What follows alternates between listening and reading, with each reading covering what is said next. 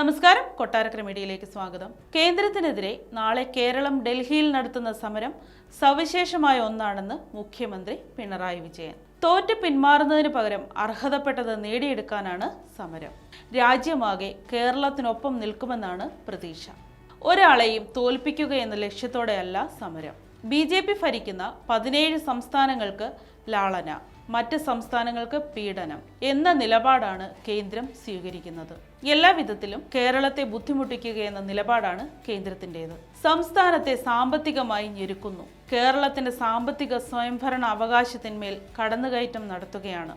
കിഫ്ബിക്കെതിരെ കേന്ദ്രം നിലപാടെടുക്കുന്നു. ധനകാര്യ കമ്മീഷൻ കേരളത്തിന് നീതി ലഭ്യമാക്കണമെന്ന് മുഖ്യമന്ത്രി ആവശ്യപ്പെട്ടു. ലൈഫ് പദ്ധതിയിൽ കേന്ദ്രം ആവശ്യപ്പെടുന്നത് പോലെ ബ്രാൻഡിംഗ് നടപ്പാക്കില്ലെന്നും മുഖ്യമന്ത്രി പറഞ്ഞു.